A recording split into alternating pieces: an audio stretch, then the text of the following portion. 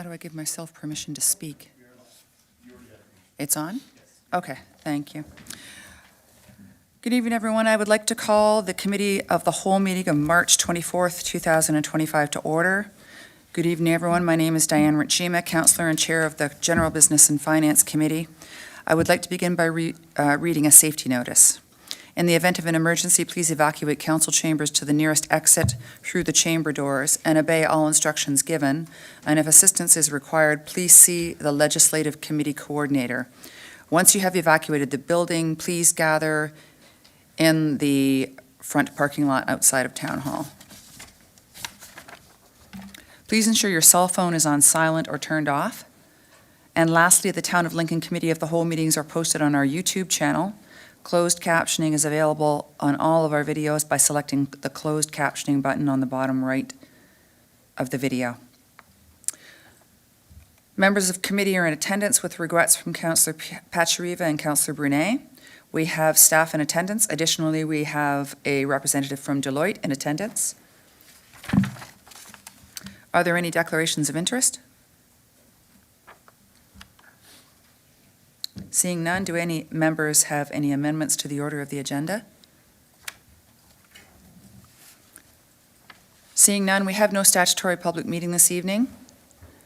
And now we are considering the consent agenda inclusive of the 2024 building permit fee annual report, financials FN 0225, 2024 council remuneration and expense report FN 0325, and the Joint Fire Services Advisory Committee minutes of March 18th, 2025. Would any member of the committee like to remove an item from the consent agenda to discuss? Councillor Mikulik? I think I gave you permission, didn't I? I did. Gotcha. There we okay. go. Yeah. Would it be possible to remove item 6.1 for consideration? I have some questions with respect to that. Yes, that's the 2024 building permit fee annual report. Correct. Okay, we'll consider that at the end of the agenda. Thank you. Okay.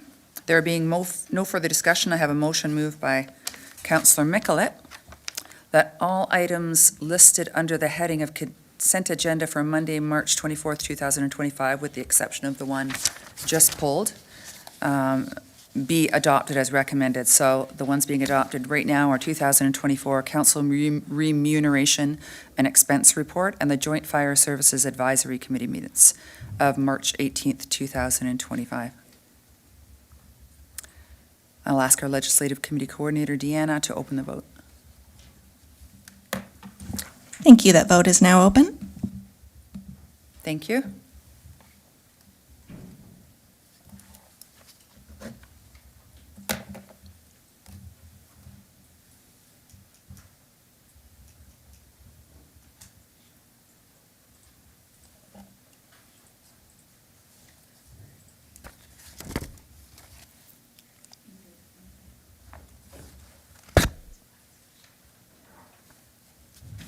And that vote is closed, and that carries. Thank you.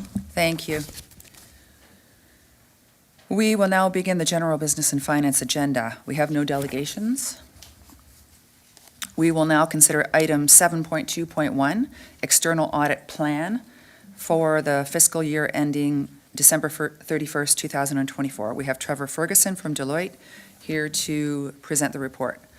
First, Trevor. First, the Director of Finance will provide introductory comments. Charlotte, please go ahead. Thank you. Members of council, you'll recall that the town went out for procurement for our external audit services in 2024, and Deloitte was appointed as the town's auditor. Tonight, you will be receiving a presentation regarding the 2024 audit service plan for the town of Lincoln for the year ended December 31st, 2024. The presentation may be slightly different than what you've seen previously, and the purpose is to provide an introduction to the audit plan and give you a chance to ask any questions you have of the auditor before the year-end audit fieldwork starts. The presentation will be provided by Trevor Ferguson, the audit partner from Deloitte. Trevor is Deloitte's Ontario Municipal Leader, covering all services including audit and assurance, tax, consulting, financial advisory, and risk advisory. Trevor currently serves as the audit engagement partner for a number of municipalities in Ontario. Okay, thank you. And Jen, go ahead, go up to the podium. And just before you start, Trevor, though, I will ask committee to proceed with a majority vote to request a time extension until completion. Show of hands, please. Show of hands. All in favor? Thank you. That carries. Thank you. So I have a motion, I should have read the motion. It was moved by Councillor Reimer. That committee extend the speaking time regarding the external audit plan for the fiscal year ended December 31st, 2024 until completed. And the vote has been taken. Trevor, please go ahead. Great. Thank you very much. Good evening, everyone.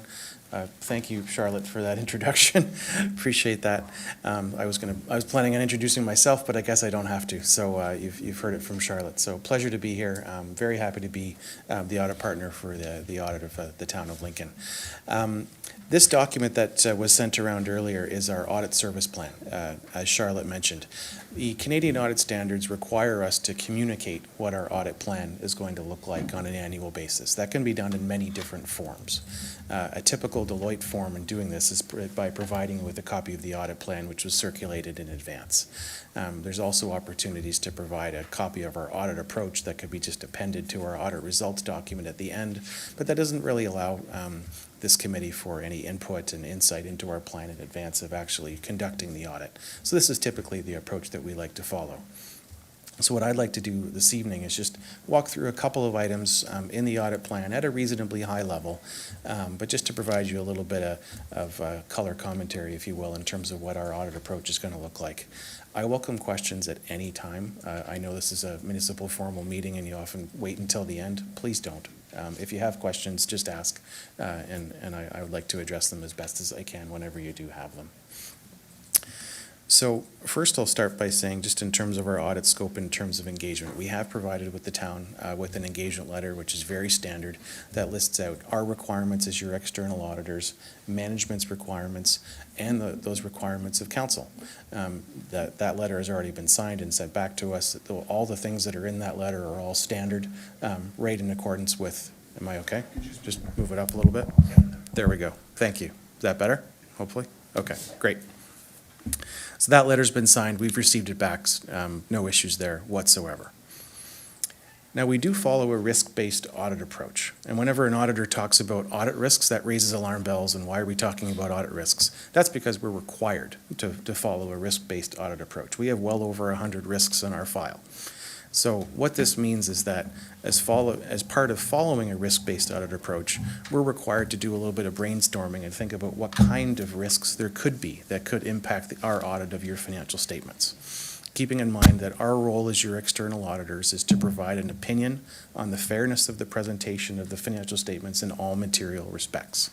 So we have a number of risks, some of which, is the bank account balance that you've reported, does it match with what the bank actually has in there on file? So we send a bank confirmation to them to make sure that the bank balance that management is reporting to us is actually what the bank says it is. Just for example, that's a risk. It's a pretty simple one for us to knock off, if you will, because we just send a confirmation to them and we get third-party evidence on the way back.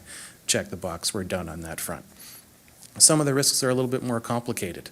The first two that we've identified in our executive summary around revenue recognition and management override of controls, Canadian audit standards, and this is not meant to raise alarm bells, Canadian audit standards presume a risk of fraud around both revenue recognition and management override of controls for every single audit of any financial statement in Canada.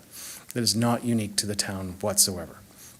What we do in Deloitte speak is turn that into a significant risk and do a fair amount of additional testing in each of those areas. And I'll go into those areas in just a little bit.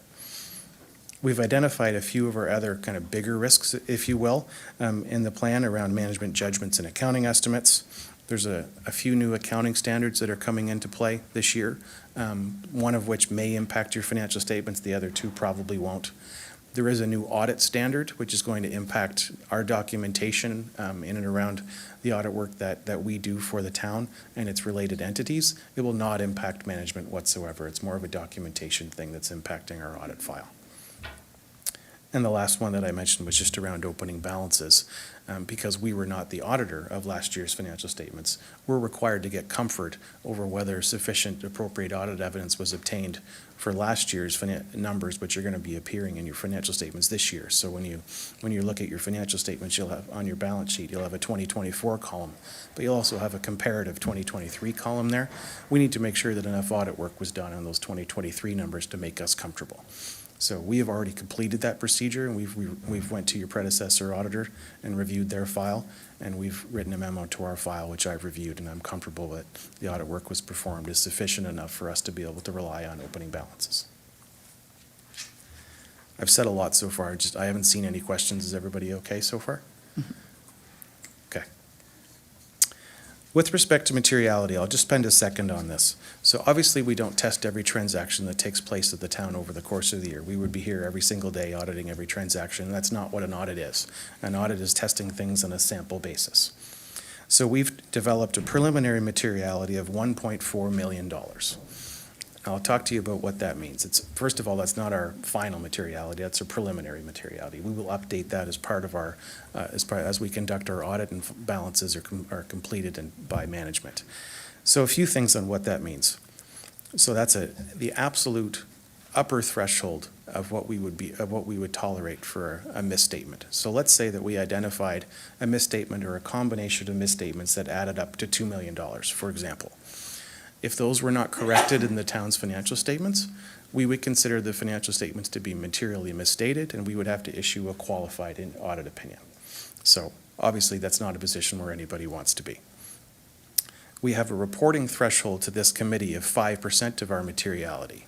Again, that's directly out of Canadian audit standards. That's not something that Deloitte does. So 5% of your materiality being $70,000. What that means is that if we identify an error that's greater than $70,000, whether or not it's corrected by management, we're going to tell this committee about that as part of our year-end results reporting. And I want to just clarify around materiality. Often people think that that means that we're not looking at anything below materiality, that we ignore everything that's, say, $500,000. That is not true whatsoever. We have a performance materiality, which is substantially less than $1.4 million. And as Charlotte and Kate can attest to from my prior experience with them at another municipality, we do a lot of testing, probably more so than you would have seen in prior years, that relates to balances significantly lower than this. So just want to make sure that there's clarity around that fact. Okay. I'm moving over to the next page on our executive summary around fraud risk. There are a number of things that we're required to consider as part of the risk of fraud, as part of our audit of your financial statements. But I think it's important to note that we don't look for fraud in everything that we do. There are some procedures that we do where we do specifically look for fraud. That's all that we're focused on. But that is by no means all of what we do as part of your audit. Friendly reminder again that we are here to provide you with an opinion on the fairness of the presentation of your financial statements. If there was a fraudulent transaction during the year and money was spent, the money was still spent and it will still be reported in your financial statements. So it doesn't mean that your audit opinion was wrong. It just means that there could have been a fraudulent transaction. And when you think about how frauds are usually identified, the external audit is usually about number 13 on the list. The number one way frauds are identified is through whistleblowers. So just to level set in terms of what it is that we do and what our responsibilities are. So we've listed out a few of the procedures that we'll be doing in and around that risk of fraud. And I'll get into a couple of them when I talk about our management override of controls risk. I'm going in a little bit more detail than I usually do, but just since this is our first time together, I think that's probably the best approach. If I'm boring you and you want me to speed up, just tell me. So that's fine too. So a couple things in terms of our audit risks, just in a little bit more detail. First, that revenue and deferred revenue amounts. That's a significant risk, as I touched upon earlier. Again, for the town, obviously, your single largest revenue is tax revenue, but you have a number of other revenue sources as well, and we'll be doing a number of detailed tests in and around each of those areas. We'll get back to this committee as part of our year-end results as to whether or not we identified anything unusual. When you think about year-end accruals and other estimates, there are a number of estimates that go into the preparation of any municipal financial statement. The single biggest estimate on your financial statements is employee future benefits.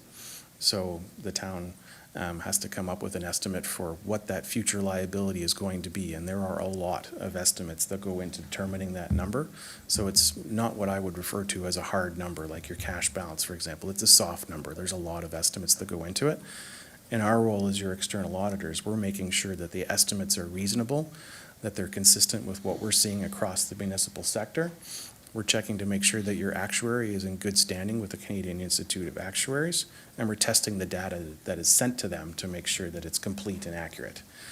What we don't do is recalculate the actuarial's calculations, because that's not our expertise. We rely on their work for that, and that's standard for any audit of any financial statement.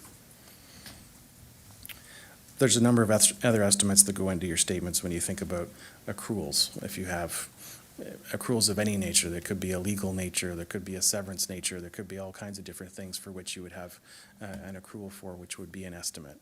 When you set up your amortization rates for your tangible capital assets, that is an estimate because the annual amortization impacts your bottom line on any given year. When you think about your allowance for doubtful accounts that you set up for receivables as to whether those are collectorable or not, that is an estimate. And we're going to be looking to make sure that those estimates are reasonable, and we're also going to do what we call a look-back test. We're going to look at any significant estimates that were made as part of last year's financial statements to see what the outcome was of those estimates. The idea is to see if there's any history or trends of management overstating, understating, things like that. And that's just part of our role as your auditors. If we get into the management override of controls risk, that's that other significant risk I was telling you about. The theory here around it being an audit risk is that the town could have the best possible internal control system. But if there's an opportunity for management to override that system, then the system itself could be considered useless. So the two biggest ways in which management, this is not specific to the town, just any management in any organization might have an ability to override override an internal control system is around journal entries and around management estimates. So I talked about management estimates. The other area is around journal entries. So how do we test that? So the first way in which we do that is we'll get a copy of every single journal entry that was entered into over the course of the year. And then we test to make sure that management has actually provided us with every single journal entry entered into over the course of the year. That's easier said than done to do that test. So once we do that test, then we put it into our AI technology, and it pumps out a number of samples that we're looking for. That's one test where we are specifically looking for fraud. We're looking for entries that are outside the normal course of business, may have been prepared or posted by somebody who's not usually involved in the process. Could be for repeating dollar amounts. If we see a recurring journal entry for a specific amount approved by the same person, it could bring up something unusual. So obviously we don't anticipate finding anything, but that's one of those tests that we perform where there is no specific sample size. We will test as many entries as we think we need to that pop out of our technology to say whether or not we think there's any risk of management override of controls that may or may not have happened. So I often get a lot of questions in and around that test, so I'll pause again since I've been doing a lot of talking and I haven't seen any questions, so I'll just see if anybody wants to talk through anything. Okay. The next risk was just around accounting standards. As I mentioned briefly earlier, there are a couple of new accounting standards that are coming into play for all municipalities this year. They're just around public-private partnerships, of which the town doesn't have any. There is a new revenue standard that may have a very minor impact on your financial statements, and another one around purchased intangibles that we don't think will have an impact. So those are the three new standards. In case any of you are talking to your counterparts at other municipalities, those are new standards that are going to impact things. And I touched upon the group audit standard already, and that new impact, that has a bigger impact on some other audits. It will not have a big impact on the town because we are the town's auditors for all of your entities except for one. And we've already handled the communication for the entity that we're not. Being the auditor of the library is a significant advantage as well. I can assure you, being on the other side as Pelham's auditor, that was a challenge last year as part of that audit. But now that we're the auditors of both municipalities and the library, that's great. And I already talked about opening balances in terms of what we'll be looking at. In the appendices, and I don't need to go through all the appendices, Appendix 1 is a copy of our audit approach. The Canadian Audit Standards require us to provide the committee with a copy of our audit approach at some point throughout the audit process. Some auditors just provide this as an appendix to their year-end results document. We prefer to have a meeting like this so that you can have some input in advance so you're aware of what our audit approach is before we actually do the audit. Appendix 2 is a copy of our communication requirements. Those are directly out of Canadian audit standards. So over the course of a couple of pages here, we've listed out the 22 communication requirements that we have to this committee. If any of you are having trouble sleeping, we've added the reference right out of the Canadian audit standards on the right-hand side. I guarantee you won't make it all the way to the end if you try to match them up. But I promise you it's correct. Appendix 3 provides a little bit more detail on those new accounting standards I was referring to already. Appendix 4 is just some information for the committee, just resources around corporate governance, things like that, should you be so inclined. And Appendix 5 is not related at all to our financial statement audit, but it's just something that we're seeing in the municipal sector. I'm sure people are aware of what's going on at the City of Hamilton around cyber risk. It's just something that we think that municipalities should be keenly aware of. So that's our audit plan at a high level. I hope that helped give you a little bit of understanding of what it is that we're going to be doing. I didn't need to talk about me because Charlotte did that already and was far more glowing than I would have said. So I'm happy to stop there and just simply take any questions that any of the committee members have. Okay, thank you, Trevor. I have first Councillor Russell, and after that I've got Councillor Reimer. So go ahead, Councillor Russell. Thank you, Madam Chair. Through you to Trevor, thank you very much for the presentation. Mine's a very quick question. Again, you mentioned at the end, Appendix 5, about the cyber risks. That's not something that you currently look at. It was just as an FYI? Yes. Okay. Yeah. That's all. Yeah, it's not within the scope of Canadian audit standards for auditing a set of financial statements. But it is, we think, very important. Yeah. Thank you, Councillor Russell. Councillor Reimer, go ahead. Thank you, Chair Njima. Thank you very much, Trevor, for the presentation this evening.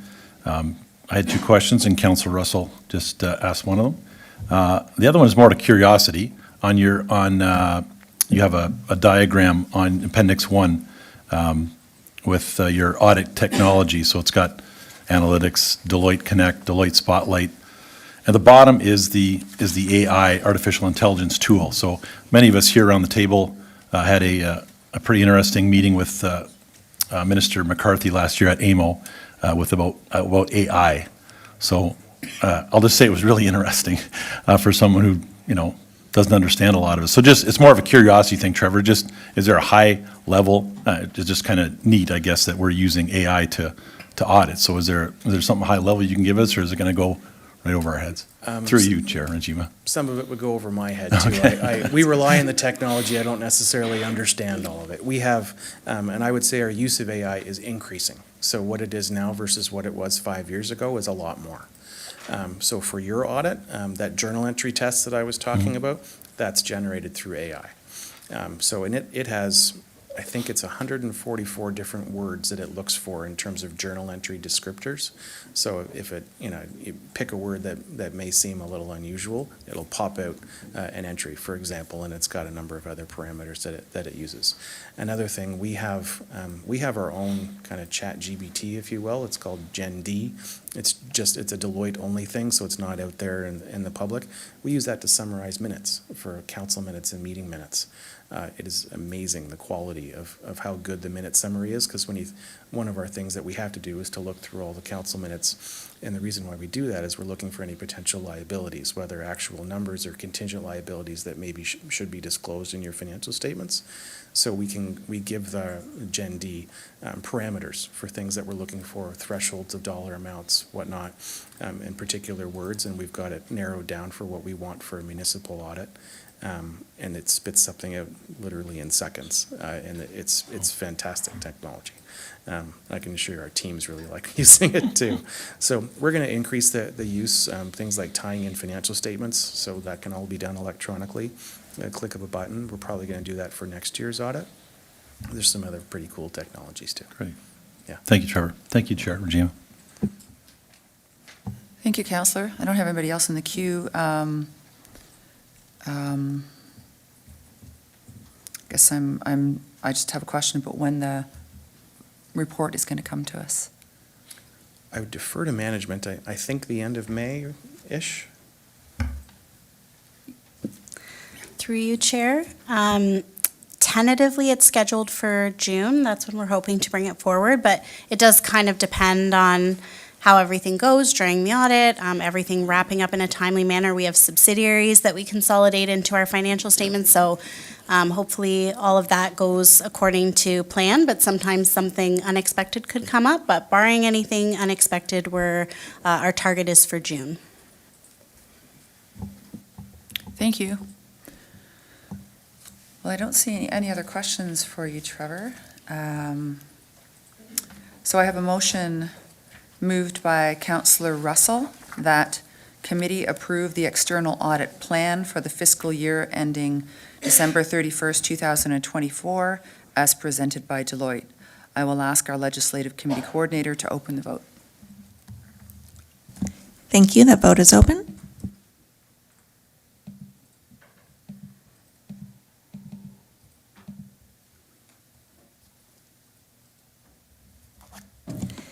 And the vote is closed, and that carries. Thank you. Thank you, Deanna. Thank you, Trevor. Thank you very much. We will now consider item 7.2.2, Corporate Communications and Public Engagement Update, Report EDC 0225. The Manager of Corporate Communications will provide a presentation, but first the Director of Economic Development and Communications, there he is, will provide introductory comments. Paul, please go ahead. Thank you, Chair, and good evening, everyone. Just briefly, I have the pleasure of introducing Liliana tonight, and I know Liliana's got a brief presentation that will be showing members of council this evening, just on the hard work that Communications has done over the past year, helping to engage and inform our residents on the very important work that we do here at Town Hall and on their behalf.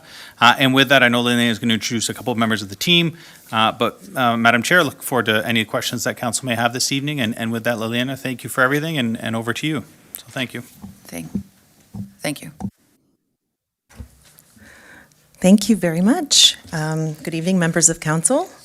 I'd like to provide an update on our previous year, what we've been doing over the past 12 months, and a little bit of a look ahead will be coming up as well in this report and in the next report. Next slide, please. So looking back on the previous year and planning ahead to the rest of 2025 and beyond, it's really valuable to revisit the core function of the corporate communications team at the town. Our team plays a vital role in connecting with our community. Communications works collaboratively across departments, and our function is not only integrated within the other departments' work plans, but really we are driving the narrative to ensure that we are meeting council and corporate priorities. We continue to meet corporate goals through strategic two-way communication, clear and consistent messaging, and a strong recognizable brand and the sub-brands. Together, we ensure that our messaging reflects our shared vision and keeps our community informed and engaged. And at this point, I'd like to introduce a couple of our team members who've joined us this evening. Just behind me, Sarah Wild is our creative design and digital media advisor who joined us late last year, and she's helping us expand our vision to create meaningful opportunities to connect with the community through digital content creation and continuing with the graphic design needs of our team. We've also been joined by a student intern, Aiden Beck, who's right behind me as well, and she's completing her postgraduate certificate in public relations at Mohawk College, and so she's been doing her internship with us over the last couple months. And the communications and grant writing specialist position is currently vacant. Looking to fill that in the next little while. Next slide, please. So here's a bit of a summary, lots of colorful promotional pieces up on the screen. It's just really an overview of a few of the projects that we have helped to promote, some of the strategic directions and strategic initiatives. I just want to highlight a few of them that were really pivotal last year. We supported, as you know, the Jordan Village Improvement Project grand reopening, and we had a really intense role in that project while it was going on, leading up to the project, during the project, and then the conclusion of it through the community event. So that was through public and media relations, inviting media to attend, sharing the news about the event, informing the community about event details, schedules, activities, road closures, the whole gamut. Community engagement during the project through digital platforms. We had, in previous years, we had community open houses with the business community, and that continued through 2024 as the project reached its conclusion. And the event planning as well, we were really involved not just in promoting the event, but in planning the event. So we led a cross-departmental team on the event planning, which featured the ribbon cutting, live entertainment, seasonal activities, and we worked closely with tourism on a Harvest Hop Discovery Pass, so that we found synergies within that opportunity for the event to promote tourism, and it really just demonstrated what that space could do for the community and what we can continue to provide as a destination. So a couple other projects I just want to quickly mention. We have been continuing to engage with the community on the transformation of the former BDSS site, and that includes developing and promoting a survey and initial stakeholder meetings. We will continue to work closely with the project team on this project, which is going to be, a significant corporate priority that we will continue to support. In 2024, we spent we put a lot of energy and focus on the urban forest management review, which we have branded as sub-branded as Rooted in Lincoln, and some climate change initiatives, including supporting the planning department on the tree procedures and standards manual, the revision to that private tree bylaw, integrating urban forest management with climate strategies, and educating the community about the impacts of climate change on our urban forests. And that's through several promotional items, tools such as the 1,000 Trees Challenge. We supported a community planting, the mini forest tree planting in the fall. So lots happening in that area, and that will continue into 2025 as well. And of course, I'd be remiss if I didn't point out on the support that our team has provided on grant writing and submissions to increase revenue sources for key infrastructure and community projects. And our team was instrumental in securing the $13.6 million through the Hughes Fund for the advancement of the Prudham's water main upgrades. Next slide, please. Is it? If you'll bear with me. Okay, so a couple of new and exciting things in 2024. We're really proud of the work that our team did in collaboration with other staff and members of council who were there on the community walk for truth and reconciliation in September of 2024.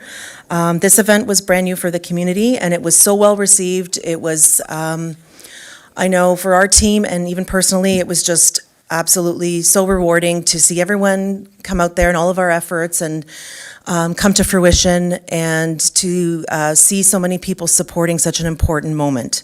So we were happy to partner with the Niagara Regional Native Center, Lincoln Pelham Public Library, and Downtown Bench, Beamsville BIA to to meet with more than 100 community members in this, in walking together steps toward reconciliation. So this was our first annual event, and we look forward to future events, being involved in planning and promoting and really supporting such an important moment for reflection and healing and reconciliation. We're very excited to move towards a new platform for Speak Up Lincoln. Superficially, I think, you might see a few aesthetic differences. Essentially, like, the information is all really still there, the functionality is all there, but there are some improvements to the homepage, a little bit more functionality in terms of searching for projects. It's got a nice option to have a video, so we have a little bit more interaction, a little bit more pizzazz on the homepage.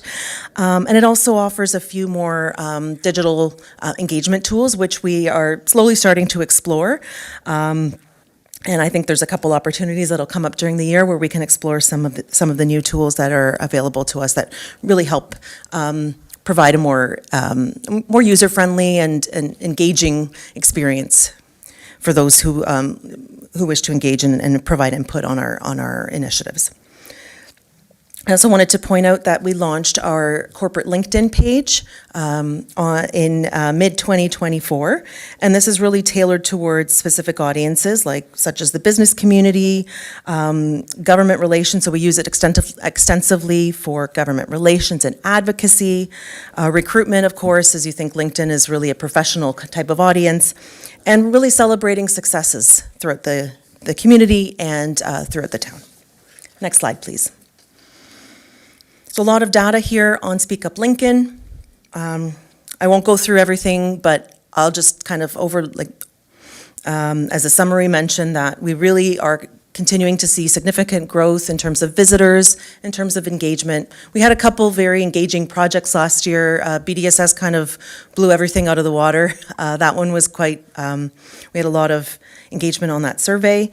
But yes, total users for 2024, we're seeing quite an increase versus 2023, and all-time users, the growth rate is it continues. It's also the opportunity to promote the other in-person public engagement opportunities. So while it is a digital tool, we are still promoting all of the, and housing all the information for public open houses, public meetings. People can get all their information there on engagement opportunities. Next slide, please. Here are just a few highlights. I know there's a lot of writing on here, but just highlighting some of the top posts and per social media platform. Excuse me. So some of them are very specific to very timely events. Most of them are pretty event-focused, things happening in the community, and again, highlighting BDSS, there was quite some engagement on that, so there was a little bit of traction on some of our promotions for the survey. Excuse me. Next slide, please. And here are just a few comments that we received from some of our posts. It's great to see that, we hear about complaints and we hear about people wanting information, and we're happy to provide, but it's also great to hear some of the positivity around the community. I really wanted to highlight the middle one. Excited to learn about the new initiatives and events. So it's great to hear that people are looking forward to any communications pieces we put out. It means that people are interested in learning what's happening at the town, and we're happy to support that and ensure that people are getting the information that they need. Just one more slide, please. So traditional communication methods such as direct mail and newspaper notices and advertisement still have an important role to play in the media mix. We are, slowly going a little bit more digital over the years, but really these traditional methods do ensure the maximum reach of our community members. We want to ensure people have the information they need from the town in a format that works for them. It's a citizen, user-focused approach to our communications program while balancing efficiencies and best practices. As the media landscape continues to shift, we will seek and embrace new opportunities to share information with community members. And more to come on this in the next report. That is all. That's all for this presentation. Just the next slide is just a thank you. And I welcome any questions from members of committee tonight. Thank you. Thank you, Liliana. So far, there's no lights popping up. There's one. Councillor Reimer, go ahead. Thank you, Chair Ranjima. Thanks, Leanna, for this report. Again, curiosity is my question here. On the last slide you had there, Leanna, the direct outreach, you showed 5 areas there. In your feedback, because I would still encounter, Lynn and I would still encounter, sorry, Councillor Timmers and I would still encounter people who would say, well, I didn't know about it. Something's got to be communicated better. And I have to find a better way I get my hackles up right away. And I want to say, can you not find, you have to do a little bit of your own work, right, to get to that point. We can't just be, running to your doorstep every time something happens and letting you know. So which one of these, you get feedback, what is more effective? I know we have a section of our ward where newspapers, once in the newspaper, it's kind of like law, that's it, that's the way it is, right? But I'm just curious, is there one that seems to be more effective, or we would get feedback on all of them, I think, but I'm just curious what you think of, or what your read is on it. Through you, Chair, to the councillor. Thank you for the question. I don't know if I could really pick one. I think that's why we talk about the media mix. We recognize that not everyone is on the same channels. And I think depending on certain situations, depending on the type of information, we might prioritize a print or a traditional method versus a digital, but we would supplement with digital as well. So it's just a matter of kind of like eggs in baskets and how many eggs you have in each basket. It's how you prioritize each of them depending on the target audience, the type of initiative, geography. There's a lot of factors that we take into consideration. It really does depend from initiative to initiative, but generally, we do look at the media mix. We don't just prioritize one type of communication for something that's very significant where we feel like everyone really needs to know about it. So that's really important to ensure that we're using our multiple channels to reach everyone. Yeah, I think that's great. I was just curious if one was ahead of the other, but we get, positive feedbacks on you just have to open up the newspaper and you see full color page ads. If someone's asking about something, it's right there. A lot of times you can go back and refer them to this week in the newspaper. Remember that big full page ad? Yeah, there it is. So thanks very much. Thank you, Chair Njima. Thanks, Councillor Reimer. Sometimes when somebody says I didn't hear about that, I'd really like to hear more about that. Why didn't you tell me? I look at that as a positive thing in a way. I mean, it shows interest. But you can't knock on everybody's door and tell them everything that's happening every single day. You just can't. But at least it shows interest, and they're interested. Councillor Mikolet, go ahead. Thank you very much. Through you to Liliana. I just, along the same lines of engagement and trying to reach out to more, I think that Speak Up Lincoln works well so long as you're subscribed to it. My wife subscribes to the Town of Lincoln and receives various notices, and as do I, but from her perspective as a regular resident, she'll sit on the couch beside me and say, hey, did you know about this? And I said, of course I knew, I'm involved, right? But she's always testing me. The question I have is, we harvest a lot of information from people through open houses and through various events. Email addresses. Are we able to notify or reach out to residents through email, especially with subjects that we'd really like to receive a response? Thank you, Councillor, and through you, Chair, to the Councillor. I'm going to speak a bit about that in my next report. So about subscription models and direct outreach, and kind of redefining our subscription models. I think that's something that we do want to explore and capitalize on a little bit more in our communications program. So, I mean, I could sort of answer that later, but I mean, just to kind of give you a general response. The emails that we do collect, they are specific to certain projects, so there's CASL legislation where, you can't really share, like, you've got to actually opt in for subscription, but we do actively promote subscribing to our news, and we are going to look at streamlining that a little bit more in the next, like, this year. Okay, it's just when people are, giving their email addresses, these are engaged residents. Yes. And to be able to reach out to them directly through their email, similar to the emails I receive, if I want a new hot tub cover, for crying out loud, somebody's sending me an email for that. So I'm not sure if the towns, municipalities are going to that direction or not. And if I could make a further Thinking that they comment through you, Chair, to the councillor, when we collect those emails for specific projects, we do communicate on that specific project. So that's an excellent way to keep people up to date when they're interested in that. We can't really then take their emails and just start to send them other newsletters. They haven't actually actively subscribed for those. So we try to take the opportunity to encourage them to keep up to date with other news going on at the town. But some people prefer to only receive news about certain things. So again, I'll speak to that in a little bit more detail. Okay, but just to follow up, Of course. can people subscribe through email the same way you can unsubscribe or subscribe?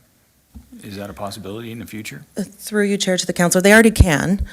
So through our website, we have a subscription that's subscription to our town news, to certain newsletters, and they can opt in and opt out. Okay, all right, thanks. Thank you. Thank you, Councillor Mikulik. Next, Mayor Easton, go ahead. Thank you very much, Liliana. This is a really excellent report, and if I might say, I think it's really quite superior to even the report last year, which really was the best ever. So you're obviously continuing to improve the product, and that the public will appreciate that. Madam Clerk, I have questions and I have comments in between. Let me say that the value of the skills in grant writing is really encouraging for council, because the way you're going about it is sending us a message that there's continuity to the process. Also, because of your methodology of using interdepartmental communication in order to either collect information, there's got to be huge benefits from that. And I think that this is a skill that's actually quite in demand at the moment. So thank you very much for that.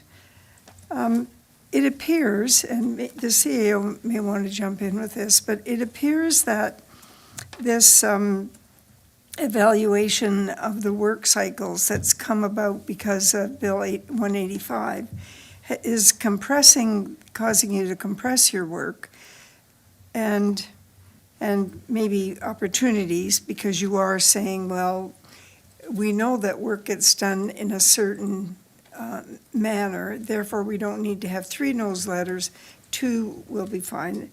I'd like you to talk a little bit about that. But then there are cost opportunities, savings opportunities. Can you just speak a little bit about that and include in it why you're confident that the public won't be experiencing a gap in the information that's available? Thank you, and through you, Chair, to the Mayor. So thank you for the question again. I am going to speak a little bit more to this in the next report about the changing media landscape. But to answer your question, I mean, we did look at our budgets, over the past several years. We looked at where spending was being allocated and where we could find some efficiencies while not compromising service delivery and information to the public. So what we were able to do was look at, reducing the communications budget, just the operating budget, by about $22,000, mostly in advertising and printing, and reallocating some of that, the efforts towards lower cost items such as, putting more information on the website. So it's not that we aren't still advertising, we are. It's just perhaps it's smaller notifications with more content on the website, and that's kind of the model that we are looking to continue. The messages still get out there, the key points still get out to the community through the media mix, as I mentioned earlier, through all of our channels. It's just a matter of, are we printing a full-page ad, or are we just printing some key points and housing most of our information on the website for those who wish to look for more detail? We are still looking at print delivery, council newsletter twice a year, the mail-outs, project-based as needed. We have our tax bill insert, excuse me, and some other similar tools that we're able to use. So we do feel confident that through that media mix and just finding efficiencies and kind of rejigging how we are communicating, we're able to still continue to meet those needs and reach our community members. Great. Madam Clerk, Speak Up Lincoln. I noticed a big change in the way this provider, the ease in which this provider allows us to access the system. So I spent quite a bit of time today, maybe an hour, reading the questions and answers that have been provided for a number of projects. And there were a few things that I found really laudable. One, that the first question is still on there. So if the project is 3 years old, and some of them are 2 and pushing on 3, the first questions are there so that people can see the continuity. If they were asking, for example, why there isn't water and sewer being installed on Aberdeen Road, I thought it was good to have that continuity. It is very easy to search, which, there's a lot of information on this site overall. So I really think that that is extremely beneficial. And so I know that was a good move. I think that's a good investment that you've made. Madam Clerk, to the CAO, because he may have to have something to do with this, but the quality of the work that you're doing is just improving in leaps and bounds. There's so much bench strength in communications in this town. I think it would be beneficial to seek out some competitive opportunities across Canada so that you can share with others what you're accomplishing and how you're doing it. Mr. CAO, does this exist? Through you, Madam Chair, to the mayor. The mayor and I did chat a little earlier today about submitting for some awards, and I think that's what the mayor is referencing. So kudos, and I think a reflection of the amazing work that you're doing, Liliana, with the team. And I think there's definitely some opportunities where we can find some time and highlight some of this work on a broader scale. Great, that would be a good idea. I do see Mr. Deanne. Thank you, Madam Mayor and Chair. If I might, just to build on that, as members of council know, the communication function at any municipality in Ontario, across Canada, and quite frankly, across the world as well, serves to bridge that community and the government, helping to provide information on a timely basis. And I appreciate the comments, Madam Mayor. And I know Lillian has mentioned it, but we're going to highlight it even further. We are moving our communications into a slightly new avenue in the sense of doing a lot more visual, a lot more video aspects to make sure that we're reaching our residents, both in the print, but also the video aspect as well. I know recently we published one that went very well in terms of social media around the construction around King Street in Ontario. And that went very well. So the idea is that we're going to lean into what's working a lot more across social media. And where appropriate, we'll be applying for any not grants, but any recognition for the work that we're doing. So I appreciate that. Thank you. That's really excellent. And the last question that I have is around public committees and what I think is an increasing desire by members of the community to be more involved in their community. And this was certainly true from the workshop that we had last Wednesday night regarding the museum. And maybe there could be a way to encourage further public participation just by reporting on the public committees and some of the accomplishments, the same as you did regarding the tree project. It was, I thought it was a very positive message as well. Thank you very much, Madam Chair. Thank you, Madam Mayor. There's nobody else in the queue, but I do have a couple of questions. Vice Chair Timmers, can you take over for me, please? Thank you. One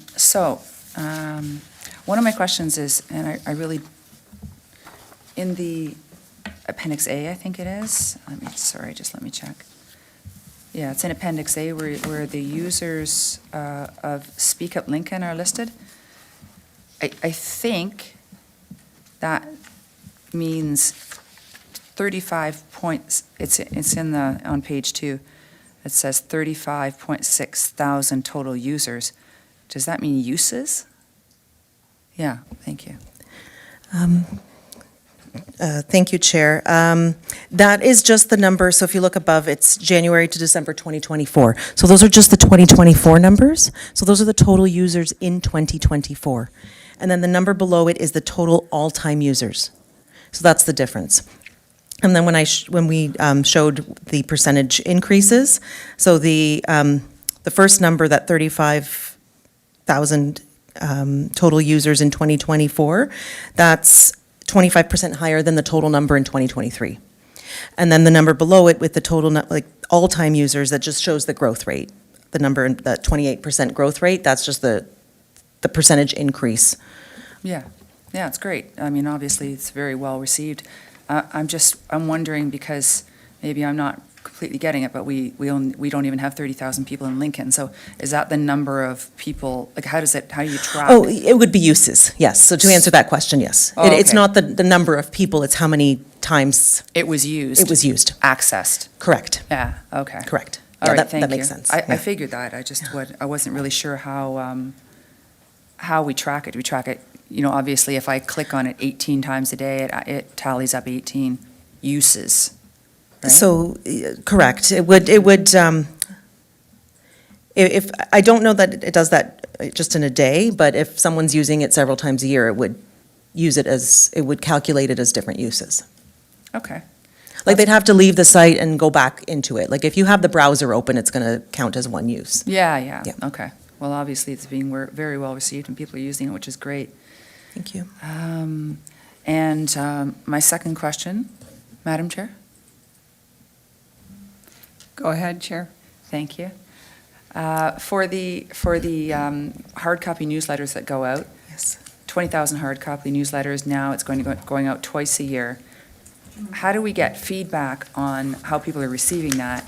And I noticed in the one presentation you have, it says that there was the one feedback in quotes that you said, excited to learn about initiatives and events. And there was a picture of the hard copy community newsletter. Was that feedback specific to that letter? Is that why the picture was there? Yes, through you, Chair. That was a social media post that we used to promote the newsletter. So the newsletter was printed and delivered through Canada Post, and we also have a digital copy on our website. So people can either look to their mailboxes, or they can go to our website to read the newsletter. And as we were promoting it, it was kind of a heads-up teaser for the newsletter coming out. That was the response that we received on that specific social media post. And that would have been about probably the digital one, or do we know? I'm curious if you hear about people receiving a hard copy, Through you, Chair, it's a little bit difficult to measure that. I mean, we Yeah. did have a survey out, and we still have the survey available for people who want to comment on what they want to see in the newsletters. But really, we don't have a sense of who's picking up the newsletter, who's reading it. Yeah. That's really harder to measure than a click-through rate or something digital. Yeah, of course, it is hard. And then my final question, Madam Chair. Go ahead.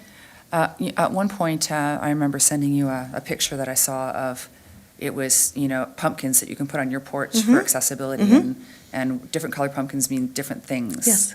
We welcome people with I forgot the word. Sensory difficulties, Yes. this kind of thing, right? Yes. And you posted that, and I really appreciated that. So I'm wondering if there's an opportunity or anything within our plans to talk about accessibility from an educational perspective, sort of on a regular basis. Through you, Chair, that is certainly a topic that is important to us, and we do incorporate, inclusivity, diversity, equity in our regular posts, but we're certainly welcome to, or we're open to more educational campaigns. And just back to that suggestion that you had, we're doing that on an annual basis. It is really well received as a social media campaign. We're very proud of that work, so thank you for bringing that forward. Yeah, okay, thank you. So if there's anything that I think might be of interest to the public and from an educational perspective around accessibility, maybe I can shoot it over to you and we can see whether we can fit it in somewhere. Yeah. Yes, thank you, Chair. Yes, of course. Okay, Yes. thank you. That's it for questions. Madam Vice Chair, thank you very much. Okay, I'll turn it over to you then, Councillor. Thank you. There being no further discussion, I have a motion moved by Councillor Reimer that committee receive and file for information report SL 0125 regarding the 2026 municipal, I'm reading the wrong one here. That's not the right motion.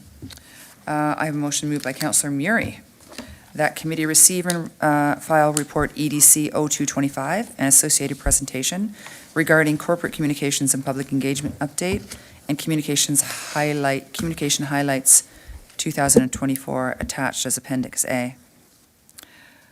I'll ask our Legislative Committee Coordinator to open the vote. Thank you. That vote is now open.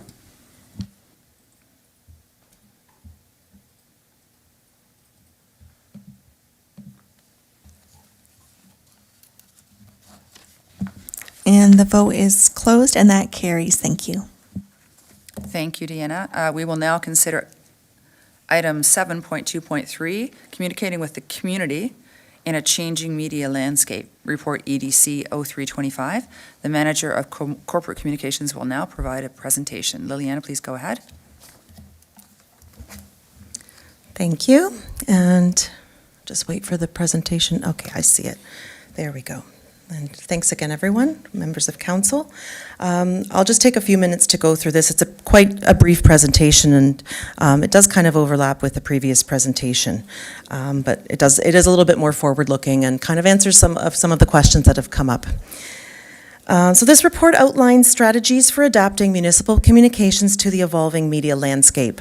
It highlights the shift from print to digital platforms, the introduction of Bill 185 for public notice flexibility, and proposes updates to subscription models and digital strategies to enhance community engagement and reach while maintaining key print tools. Next slide, please. As we've all noted, the media landscape is undergoing significant transformation with a shift from traditional print to digital platforms.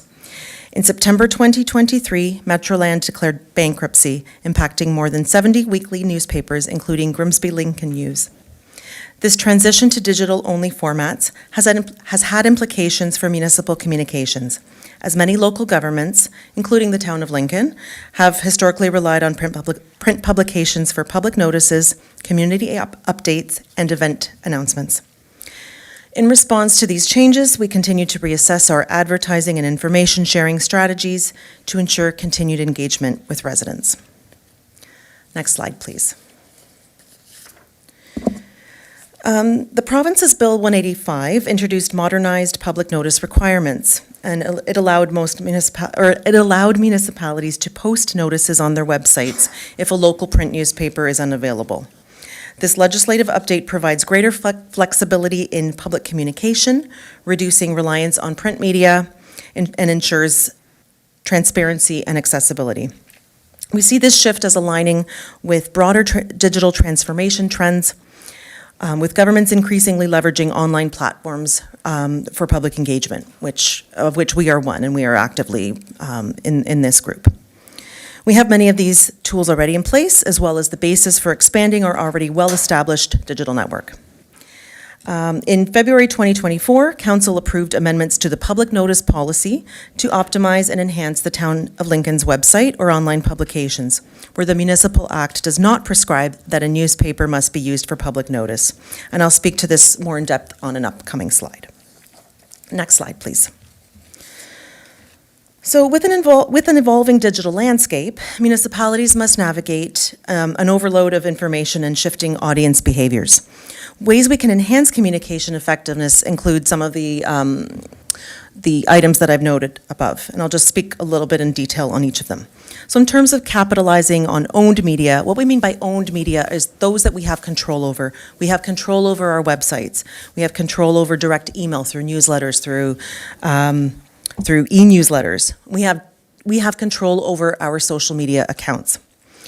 So strengthening the use of our municipally owned websites, social media channels, and direct email subscriptions to engage residents. One example that we noted was the Township of King that successfully launched an email subscription service for planning and heritage notices, increasing direct access to information. So I'll speak a little bit more in the next slide about subscription models. We're looking at streamlining and finding efficiencies. So by consolidating public notices and improving subscription models, we can enhance outreach and engagement. So we would use concise notices in print with QR codes linking to full online content, and this can help also drive digital engagement.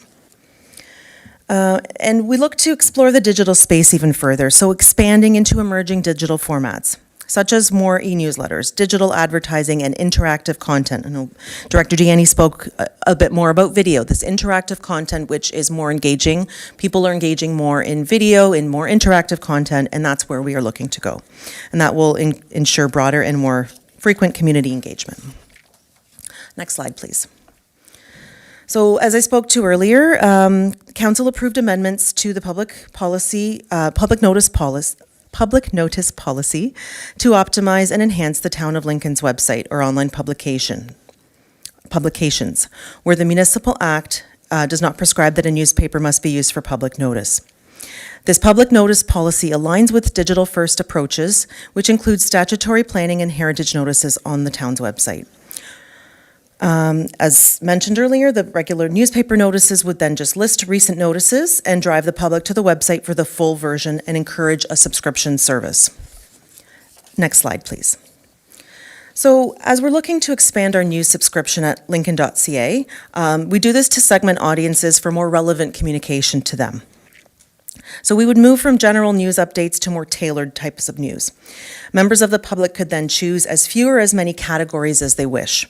This would be supported by a multimedia campaign promoting the new subscription model.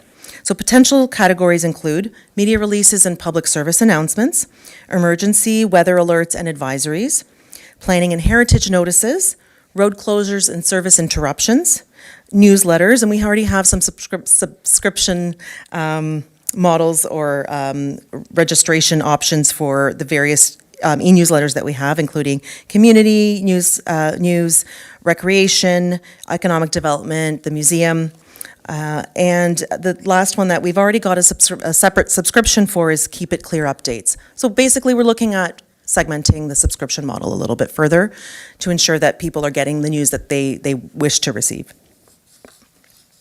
Next slide, please. So by leveraging enhanced digital strategies, we'd be creating efficiencies and targeting specific audiences based on projects, initiatives, and calls to action. So we'd be looking at developing or revisiting a digital community newsletter. So this is generic news. It would complement council news, which is distributed by mail. And then we'd look at exploring more targeted digital advertising opportunities to better segment and target specific audiences for specific initiatives. We are looking to enhance interactive content, for example, video, through our owned media. And we'll continue to monitor activity and trends on our social media platforms. So currently we have We are very active on Facebook, Instagram. In 2024, we launched LinkedIn, which has seen quite some engagement and increases in subscribers. We do have a YouTube channel that we share any videos, so that includes council and committee meetings, any videos that we are continuing to develop. They are all hosted there, so we're looking at streamlining that a little bit. And we are continuing to post on X, formerly known as Twitter, although we have seen the engagement kind of stagnate on that channel, on that account. That is probably the platform that has seen, that's kind of leveled off out of the ones that we are actively engaged on. We're also looking at pursuing options for new platforms that align with our communications needs, strategies, and corporate values. We have secured a Blue Sky account, so we're not active on it yet, but we do have a Town of Lincoln handle for that Blue Sky platform. And we are looking at another digital engagement tool, which is called Nextdoor. The region is using this for very geographically targeted updates. It could be very useful for things like service interruptions, for emergency communications, and anything that's very hyper-local, community-based. As we've mentioned in this report and the previous one, print media and traditional tools remain a valuable component of our overall communication strategy. There are several print tools that we continue to utilize and to maximize reach and continue to share important information with the community. So these are going to be, we'll continue to use these to supplement digital tools and ensure broad and comprehensive reach. And that's the conclusion of my report. If I'm happy to welcome any questions from members of committee this evening. Thank you. Okay, thank you, Liliana. Councillor Timmers is first. Go ahead. Thank you, through you, Chair, to Liliana. Thank you very much for these reports and presentations. As the mayor was saying, excellent. I'm always so impressed when I see the work that's happening. So current and creative. It's always top-notch, and it gets better every year, and that's great. A couple of days ago, I was reading an article around X, and some municipalities are removing X as one of their platforms just simply because they don't feel that perhaps they're aligning well with the values of the communities in some ways.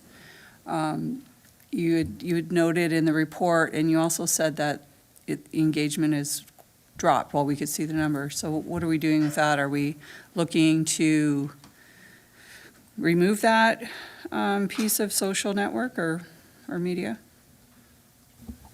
Through you, Chair, to the councillor. I think Director Deanne would like to speak a little bit more to this, but I will say that it's something that we continue to monitor. But I will pass the mic over to Director Deanne. Thank you, Chair, through you to the councillor. So Councillor, as Lilian did indicate, we are seeing less and less activity and engagement on our X, formerly known as Twitter account.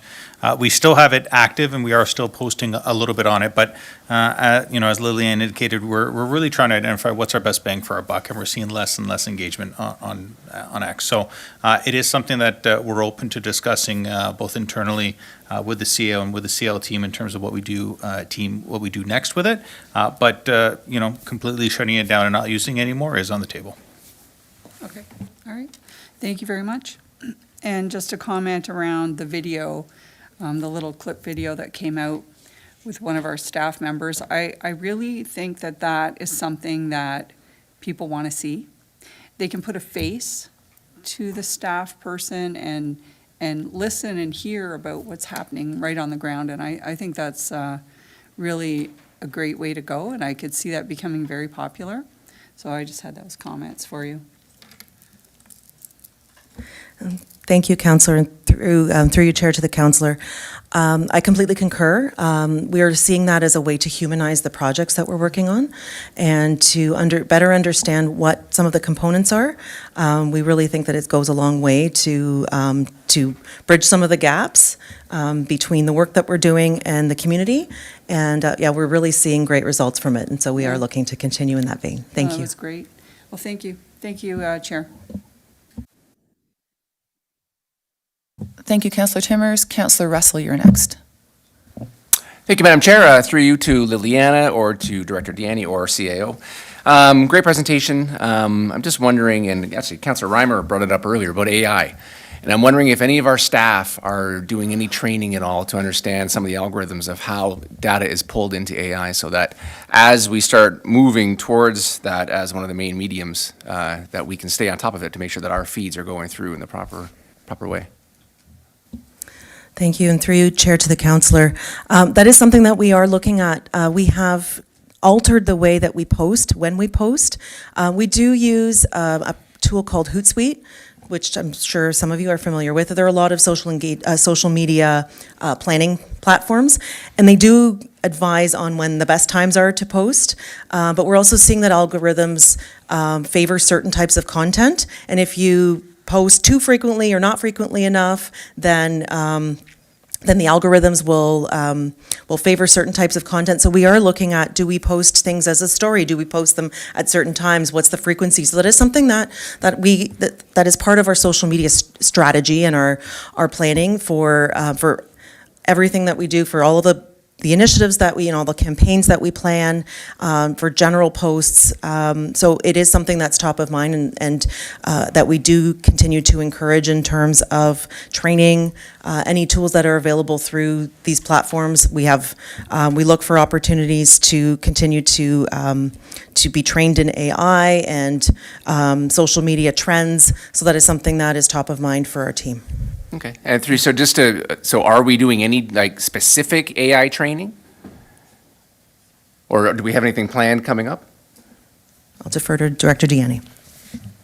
Thank you, Chair. Through you to the councillor. So, councillor, I know it is something that we've chatted about at the CLT level. In fact, the Director of HR and myself have both chatted about a policy to sort of dictate and identify, how staff use it, when it's appropriate, what information we're sharing with the AI, and so on and so forth. So it is something that we're looking at in terms of developing a policy. But I know there are some municipalities and communities that are using AI chatbots on their website to really help provide information to their residents. So something that Lily and I are going to be chatting about. But in terms of an overarching AI policy, it is something that we're speaking to HR about. Okay, and through you, Madam Chair, it wasn't the policy I was thinking of. It was actually like how our information could interface with external AIs.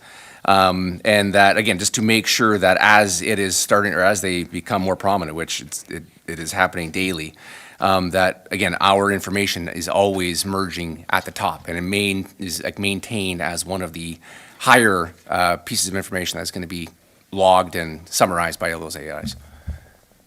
So it's like it's external training of like how we make sure that we're constantly keeping up with the flow of information going to those external AI bots.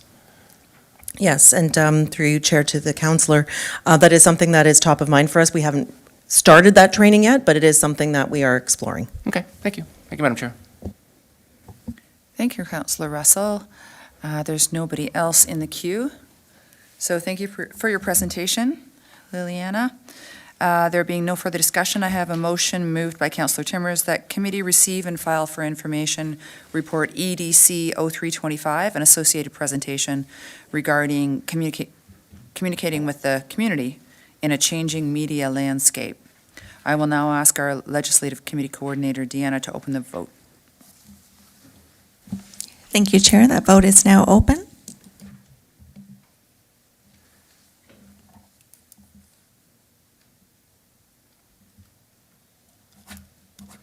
And the vote is closed, and that carries. Thank you. Thank you. Next on the agenda, we will now consider item 7.2.4 regarding 2026 municipal and school board election alternative voting methods. Report LS0125. The Manager of Legislative Services / Deputy Clerk will provide introductory comments. Devan, please go ahead. Thank you, Chair. Report LSO 125 is being presented in accordance with Section 42 of the Municipal Elections Act, which mandates that municipalities determine by May 1st of an election year the method and manner of voting, the vote counting equipment to be used, and whether to employ alternative voting methods, so for example, internet, telephone, or mail-in voting.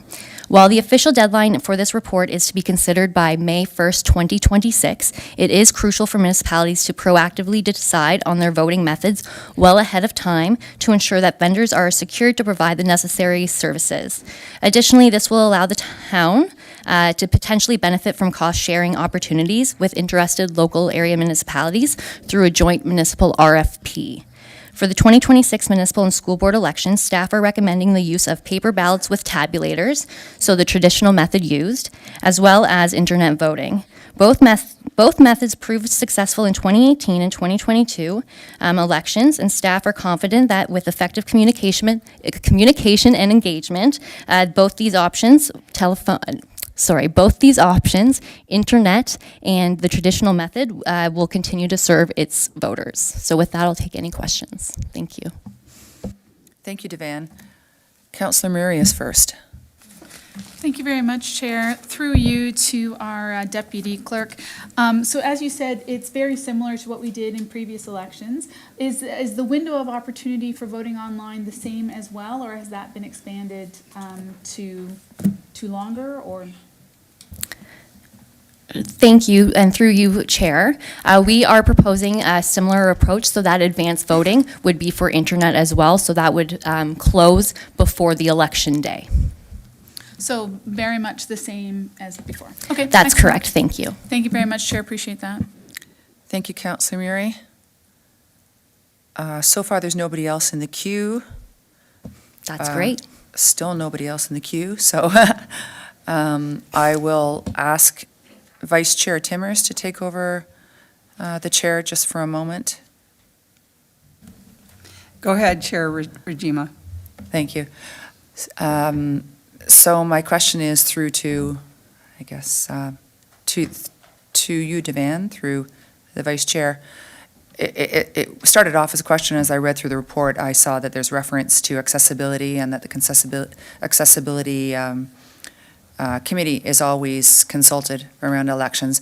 But I thought I'd thank you for that and give you kudos for doing that, because I do consistently hear about how this municipality does reach out consistently and use the services of the Joint Accessibility Committee for a lot of things, and they appreciate that very much. And again, when I started reading this report, I remember at the last meeting that I was at, they were talking about elections specifically, and one gentleman in a wheelchair, it wasn't here, just to be clear, but he wasn't able to get around the table to go. There was no way for him to get around and vote in that, those cardboard boxes, so he had to find a corner somewhere. But that's just, so the examples of things that can happen when people are in a hurry, putting things together, and these are crazy events, there's a lot going on. So I know that you all do your very best and you do a very good job. So thank you for that. Not a question, Madam Chair, Vice Chair, but thank you for allowing me for that. Okay, I'll turn the chair back over to you then. Are you finished with I am your done, question? yeah. Okay. Thank you. Mayor Easton, go ahead, you're next. Thank you very much, Madam Chair. Two questions. I was pleased to see the extra effort that's being taken to assist people that are in long-term care facilities. And so I just want to make sure, are we talking about long-term care, retirement homes, and even in some cases, nursing homes? How is that being separated out? Because there would be people eligible and capable in either of those settings. It doesn't seem like we include retirement homes or long-term care, or nursing homes. Nursing homes. So are you asking the clerk's department to differentiate between the types of places? Yeah, when you say long-term care facilities, are you really talking about, are you including anybody that may be, for example, in a retirement home, if there's a certain percentage of people that are unable to move around on their own or to get out on their own, would we put a polling station there? Is it individualized? How are we going about this? Okay, thank you. Thank you, Chair, and through you to Madam Mayor. Yes, under Section 12 of the Municipal Election Acts, there is the opportunity for special voting opportunities that can be called upon by the town clerk. So similarly done in 2022, we did go around to those locations you're speaking of, and we actually spent a morning or afternoon at that locations to ensure that everyone who wanted to cast their vote had the ability to do so, and we would follow a similar approach for the 2026 election. Town Clerk, if you have anything else you want to add to that? Oh, yeah, I see Julie's hand is up. Madam Mayor. Thank you. So just to add to that, so Devin is correct in the special voting locations. And I would go so further, Madam Mayor, to say that we even attended homes for individuals that were not able to leave their home. So I personally made visits to those individuals on request. We also attended some remote locations, and I think it was called Golden Horseshoe, if I'm not mistaken. It's a residence with mobile homes there. So we even attended that. So we're always looking for opportunities to ensure that everybody, no matter what their ability, has the chance to vote. Well, that's very good news, Madam Clerk, and so it's really just a matter of getting that word out, because I know that at times there are less polling stations, and we certainly do hear about it. So that's good. I'm glad to hear that. And in addition to that, what kind of supervision supervision for compliance can we expect? I know it's pretty rigorous at the traditional polling stations. However, is it town staff who are skilled in the assistance of someone executing their vote? Is that who goes out to a home or to any other facility that's a little bit out of the ordinary? I know, Madam Clerk, you must be very busy if you're that person. But I think our compliance here, our supervision of compliance in Lincoln is as important as the voting station. So compliance, Madam Mayor, and sorry, through the chair to the mayor. So compliance is of the utmost concern for me to ensure the integrity of the vote at all times. So that is first and foremost. And when we are going to those particular locations, it's myself or the deputy clerk that are in charge of that. We definitely do work with the administrators of those locations, but it's mainly myself and the deputy clerk overseeing that to ensure the integrity. Okay, that's great. I am curious about the drive-through voting. I understood that it worked very well during COVID, but you're really looking at it as more of an emergency measure. Is this not something that in your surveys that the public said, great idea? Yes, we'd like to have drive-through voting. It's not included this time. I know that, well, sorry, Devin, I'll take this question, but in terms of the drive-through, when we did that survey, it was during COVID. And so we were trying to put through a bunch of measures to make sure that nobody was left out who wanted a chance to vote. And drive-through voting was it was on the uptick, I would say, during COVID, and especially for those who had to run a by-election during that difficult time. I would say that if you were to do a drive-through voting method now, outside of an emergency provision, I don't know if it would increase the vote, Madam Mayor, in terms of the cost of putting one together, ensuring the safety of traffic and running that through. I know a few municipalities in Ontario did do it. I don't know if they had much success in terms of increasing the vote outside of COVID, but I would say that during an emergency provision, it's something that I would actually probably look to implement. Okay, all right, I understand. The theme, Madam Chair, for this election is all about getting out the vote. So is this an activity that we can expect is going to be taken by the federal government? Or are there local initiatives that we can expect to see? I would say that, we normally work through these types of communication matters with the province. It comes down with each of the regions and the local municipalities. The big push for this particular election, knowing that we've already gone through a snap election with the province, there'll be another one for the federal, and then by the time municipal comes around, there is some apathy there. But however, in planning ahead for that, I know that the AMCTO, the Association for Municipal Clerks and Treasurers, is working vigorously.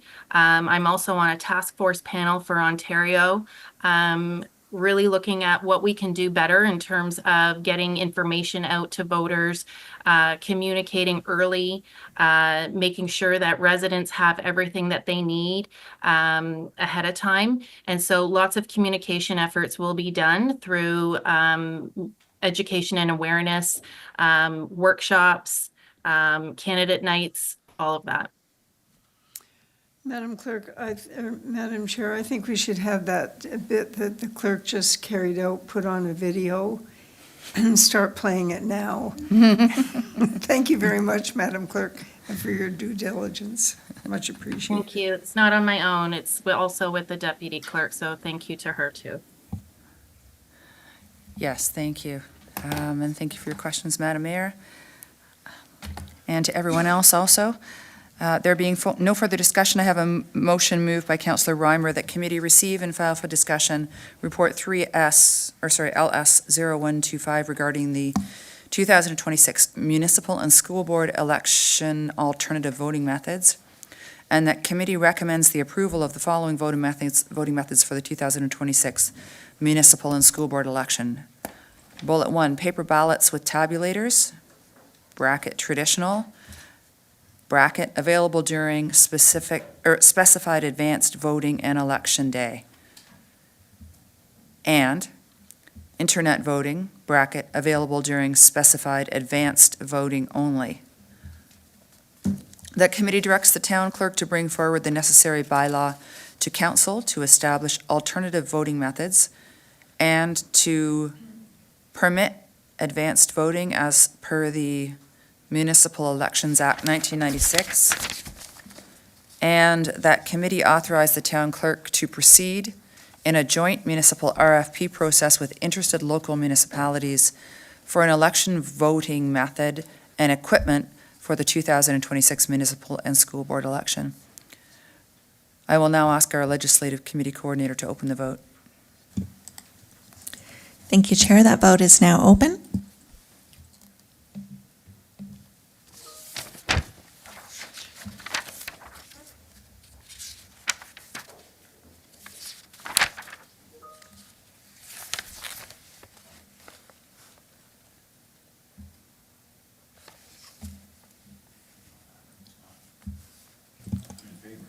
Councilor Mikulik, your vote? In favor, thank you.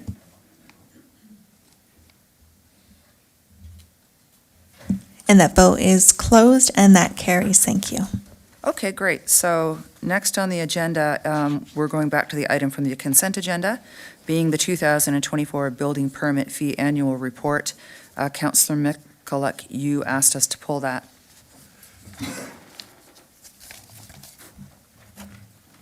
I'll give you the mic. Thank you very much. I pulled it because of the numbers, looking at the dollar figures from this year, last year, and previous years, and through you to our Director of Finance. I just, with the reserve fund for this account, there should be a minimum of 12 months operating expenses in this account. And when I look back at 2021 reserve balances, like they're about over $900,000 back in those days. Back in 2020, we even had a surplus of $500,000. And I understand there's ups and downs, but for the past 3 years, we've had a deficit of approximately 300,000, I'm guesstimating. So I'm just wondering, like, the balance that we're going to have at, at the end of 2024 is 96,000. And if we're running $300,000, $350,000 deficits each year, what are we going to do about this, or how do we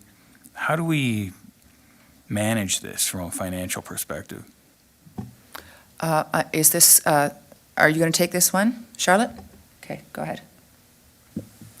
Through you, Chair, to the Councillor, I'll do my best. I think in terms of how we manage it, I do want to assure you that the Director of Planning and Development and I meet regularly to look at this. I know we had some questions last year concerning this report, and then at that time, we set up regular meetings. There are some things which are unpredictable. The tariffs that are impacting our economy right now being just one example. So I think one important thing to remember is that this reserve is doing what it's intended to do. So it's intended to fluctuate with time, build up and then be drawn down, build up and then be drawn down. It's a little bit different than a capital reserve where we keep putting into it and it builds and then we spend it. This is there to help us weather those times when building permit revenues might dip a little bit lower.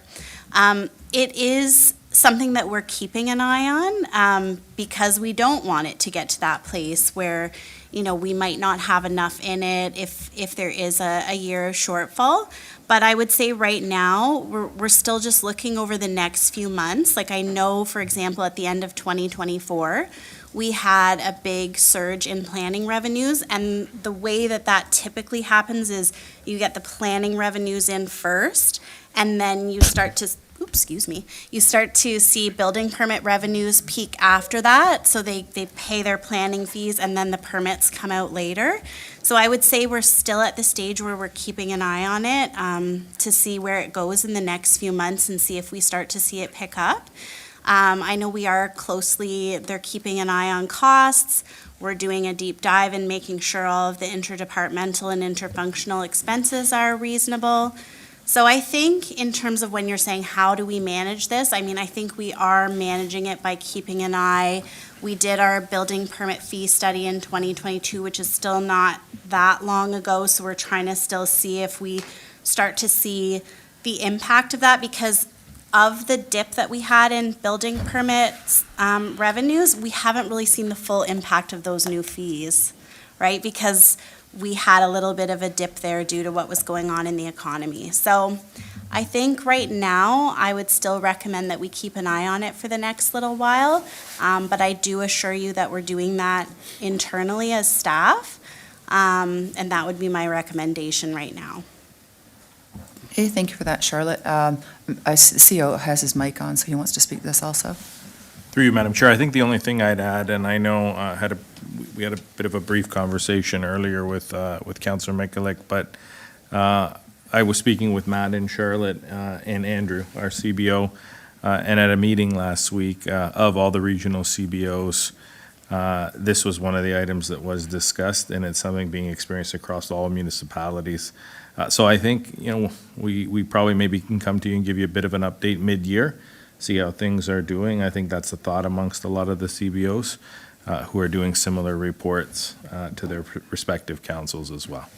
So just wanted to highlight we're not an outlier in any way. Of course, we would like to see it, I think, greater than it is right now, but something that all the CBOs are sharing with their CAOs as well. Does that help, Councillor Mikulik? It helps, but it's just, I'm still worried.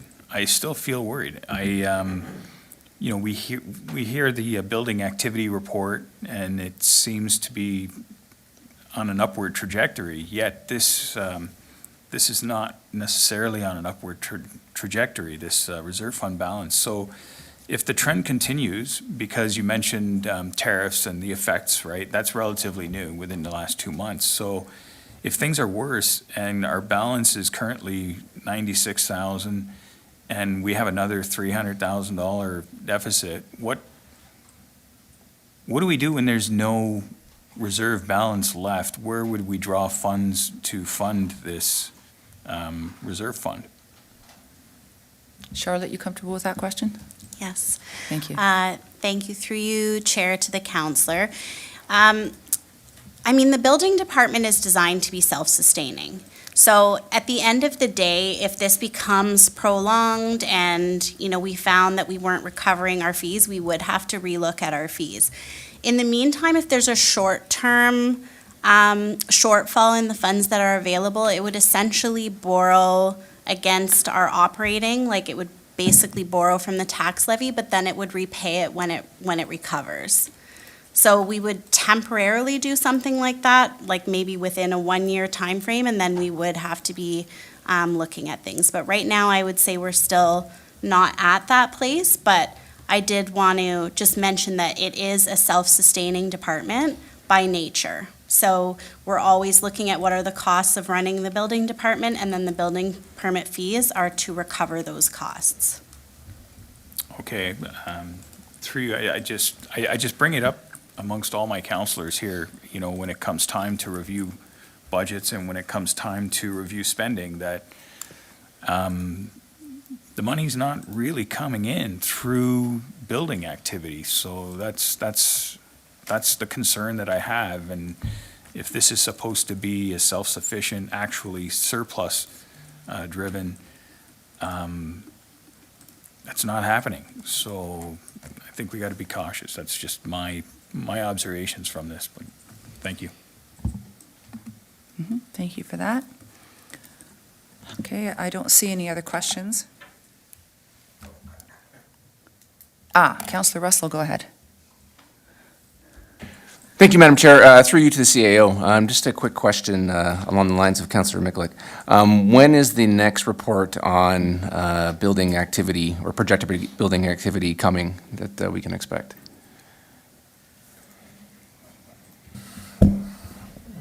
Through you, Madam Chair, to the counselor. I know this one this is an annual fee report that we come forward. I will speak with planning and see when the next report we're bringing forward. I know there's some update reports done on a quarterly basis. I'll see when we can interject this. And like I said, I think mid-year, a lot of the CBOs we're chatting about, they hope to see a more positive trend in terms of where they're at. So regardless of I think, when we're doing these fee reports, let's see if we can find a time around mid-year to bring it back for you. Okay, thank you. Thank you, Madam Chair. Thank you, Councillor Russell. Mayor Easton is next. Madam Chair, the understanding that none of these things stand alone, and this is an important one, there's no question about it. I think that we need to also understand that there's work that can be done now, and there is work being done. There's groups that we need to talk to, we are talking to in terms of what are you doing? What are your plans? We've put through approvals for many homes in this town, and there's very little happening. So there's a responsibility there with the people that have made those applications. They may have a number of reasons why they're not moving forward. It's not helping us in terms of our growth, in terms of our plans for the community, or in terms of jobs that we're expecting to come into the community. So I think that it's good to have the conversation. There's no question we're going to need plans going forward. And just like at other times when we're concerned about a change that we need or don't need to make, we sit down and we talk about it. I can see that coming in the next 3 or 4 months if there isn't any improvement. In the meantime, I can assure you, I'm not missing any opportunities to make it clear that what our position is in terms of moving forward, and I know that the CAO is doing the same. Thank you. CAO, you have your mic on. Go ahead. Yeah, just a quick comment, and maybe it'll give some comfort. And I know between Charlotte and I, she can correct me if my numbers are incorrect, but we did have around $740,000 in building permit fees come in 2024. It's about what's attributed to those fees and the ins and outs and all those interfunctional charges that happen. So there is revenues coming in. I think the market is looking for some stability. When and how that some stability comes in terms of elections, in terms of tariffs and other things, I think is something for us to see. But I get the comment around just wanting to make sure that if we're charging things and we're putting things through building permit fees, that there's enough money in there. And so we will continue to, I think, to do our best to monitor that and come back to you with a more updated projection towards mid to late Q2. Thank you. Okay, there's nobody else in the queue, so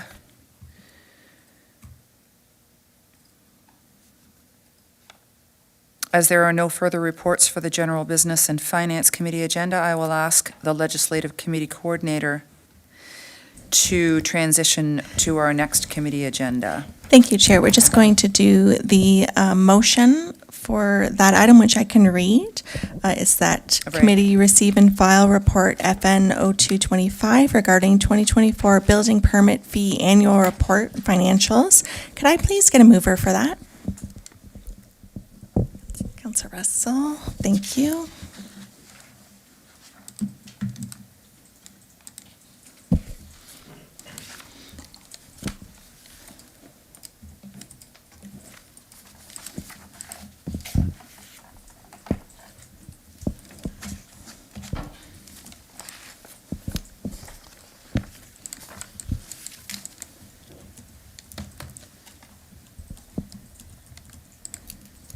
And sorry, it's not letting me open the vote. Could I please get a show of hands for that? And Mary Stin, your vote? In favor? Thank you, all in favor, and that carries. Thank you.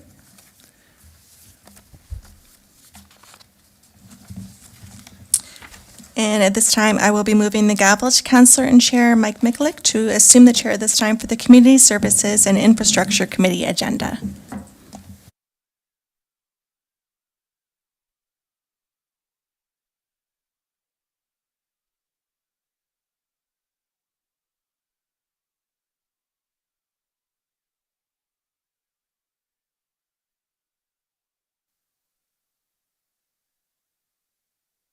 Okay, I'll do it that way.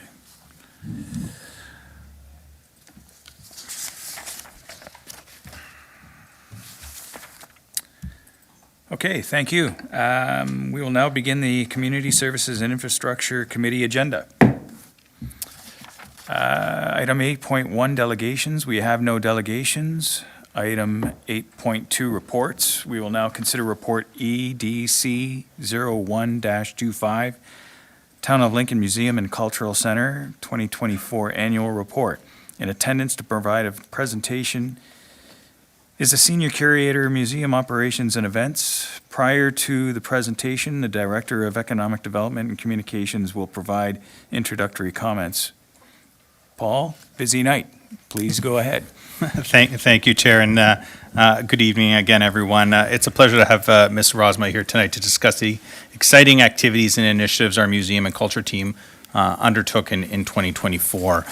The year was a remarkable one, filled with many new exhibits, engaging educational programs, community events, and innovative ways to engage the community that have brought both history and culture to life in our community in very meaningful ways.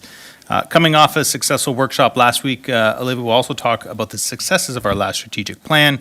And with that, I turn it over to Olivia and of course, congratulate her and the culture team on a wonderful year. So with that, Chair, thank you. Thank you, Director Deanne. Good evening, Mayor, councilors, CAO. Thank you for having me here tonight. I'm pleased to present the 2024 annual report for the Lincoln Museum and Cultural Center. 2024 has been another impactful year of programming and community connections at the museum. For the fourth consecutive year, we've set a new record for participation, growing our reputation as a vital part of the community's cultural landscape. This year, we welcomed nearly 12,000 visitors and reached a further 2,000 people through community outreach initiatives. Our school education programs have fully recovered and have reached 2,500 students from 92 classes which is in line with our pre-build, pre-pandemic numbers that we saw in 2015. This year, we installed 4 new exhibits, all researched, written, and designed in-house at the Lincoln Museum, which is incredible work. One of our standout successes of the year was our spring exhibits, Exiles in Our Own Country, and its related programming. This exhibit explored the stories of Japanese Canadians in Lincoln during the Second World War. The exhibit's impact really resonated beyond the community, drawing visitors from across Ontario, specifically to see the exhibit. We saw many people making day trips to our museum and to our museum alone. One of the related programs for this exhibit was an incredible intergenerational homecoming event for Japanese Canadians and their families who had family ties to the region in the post-war era. These former residents and descendants of former residents came together to share memories and reconnect, and there were some amazing outcomes. Some of the attendees even discovered photographs of themselves or their families during the Japanese Canadian internment era that they had never seen before. 2024 was a year of many milestones. We proudly opened our new courtyard and children's education space, which has a playful play element inspired by Canadian Fracture, which is part of our collection. And it has really become a destination, especially for children and families in Jordan and those who are living along Main Street. In our ongoing commitment to truth and reconciliation, we also worked on that incredible interdepartmental event, the first annual Steps for Reconciliation Walk, which brought together over 100 members of our community to recommit themselves to reconciliation. Our collections and research initiatives also saw significant progress throughout the year. We completed a multi-year project with the Mississaugas of the Credit First Nation to catalog and interpret our Indigenous collection items. The collection has since been named Anuj-Gegu, which means various things in Anishinaabe-Moan, and if you saw the artifacts included in that collection, various things, is really an appropriate name for it. We also expanded our museum collection by another 119 artifacts, which includes armbrust coverlets, which is pretty significant for us, and a new Fracture. And we also were able to make 6,200 of our records available for online research, so the community members can go to our website and look those up. Another project we completed this year was our Collections Emergency and Disaster Management Plan. This was a new requirement for community museums in Ontario. It's a standard that we had to meet, and we submitted it to the Ministry of Tourism, Culture and Sport.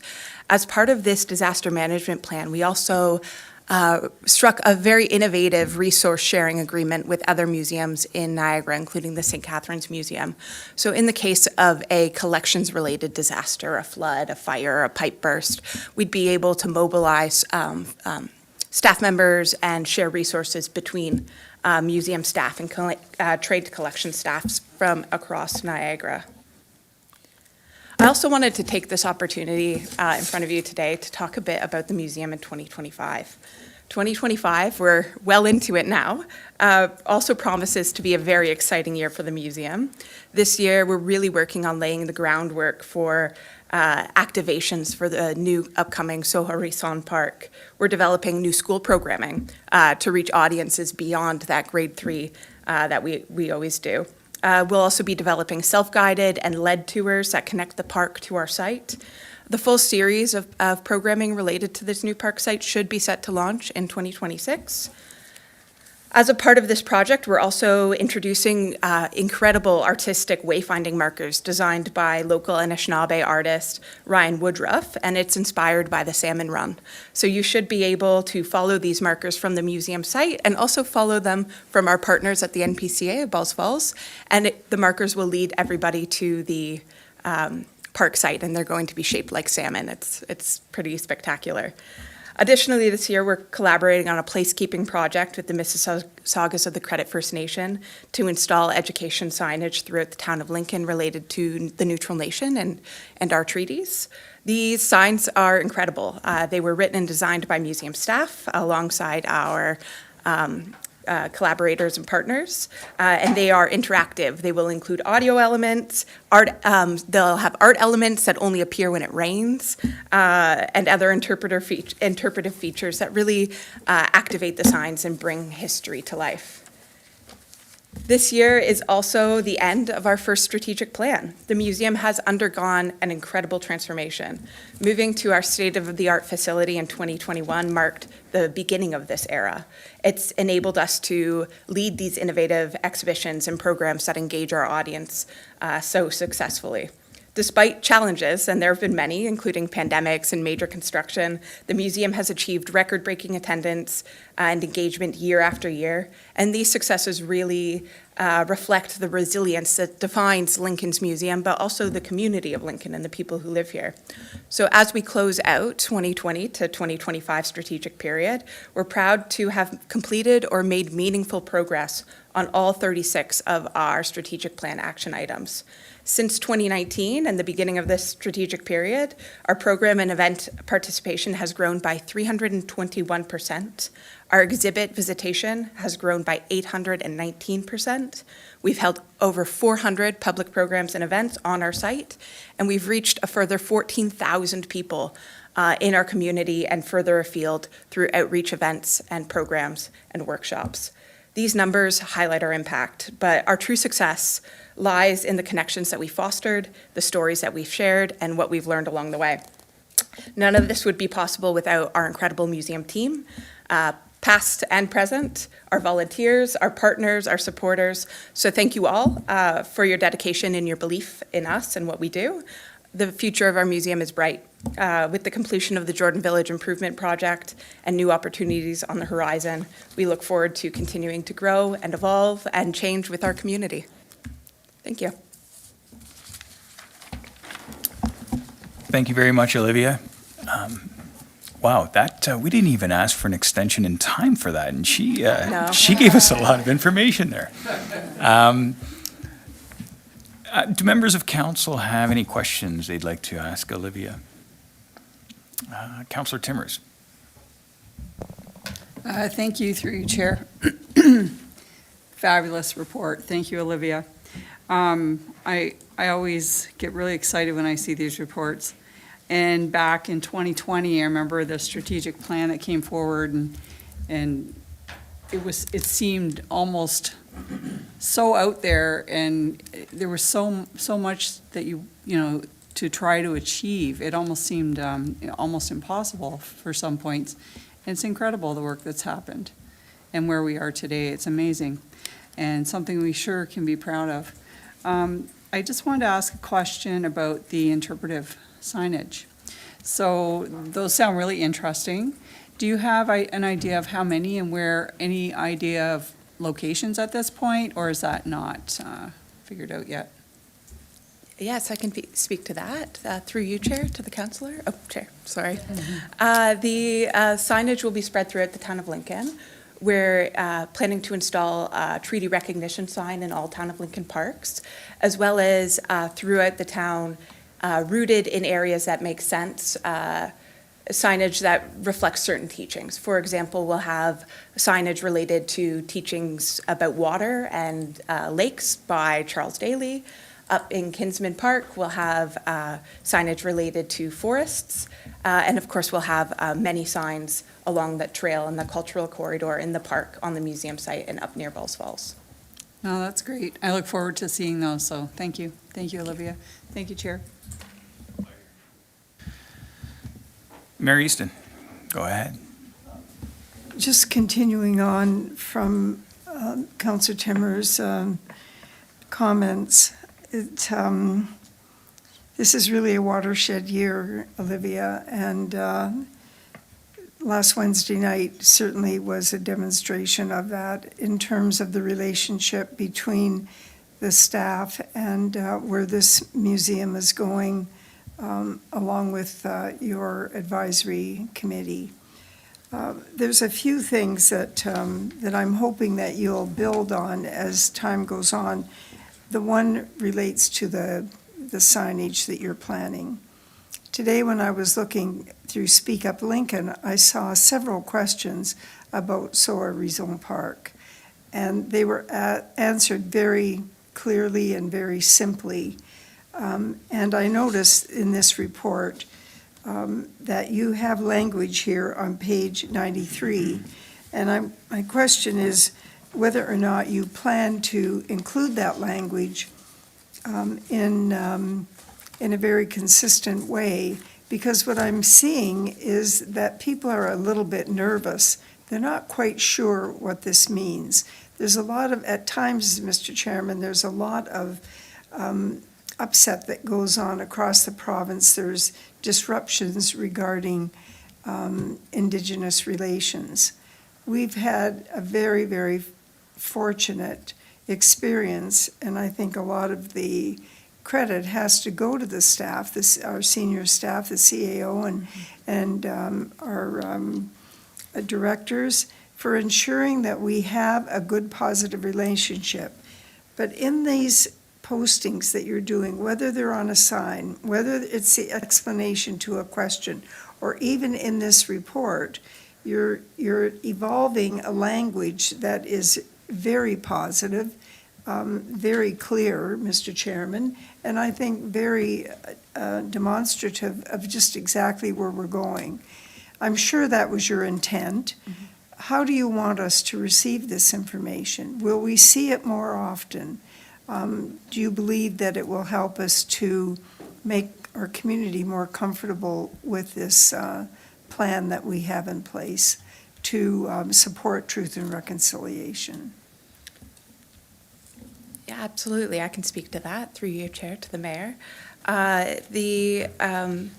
When we talk about truth and reconciliation at the museum, there are many ways that we approach it. And one of the ways is education, of course, and that's as seen through our interpretive signage project, the postings that we do, how we answered those questions on Speak Up Lincoln. But one of the things we do like to emphasize is that it's not a difference between Indigenous history and settler history, that it is our history. The history of the Neutral Nation is the story of Lincoln. Our story goes back to the glaciers, and it encompasses all the people who've lived here from then to now. So when we talk about the Neutral Nation and the Neutral Nation in Soharishan Park, it's really about just drawing attention to this part of our story, of Lincoln's story, that we haven't told before. So we do tend to approach it with optimism and excitement because, honestly, it's really cool and it's exciting that the history of our town goes back so far. Well, I've known about the Neutral Indians since I was a child because people in my family and other Pennsylvania German families knew about them, and they would talk about the history about them as well as the Mohawk. We obviously didn't know the Neutral Indians, but certainly the Mohawk and the Iroquois were very prevalent in this area.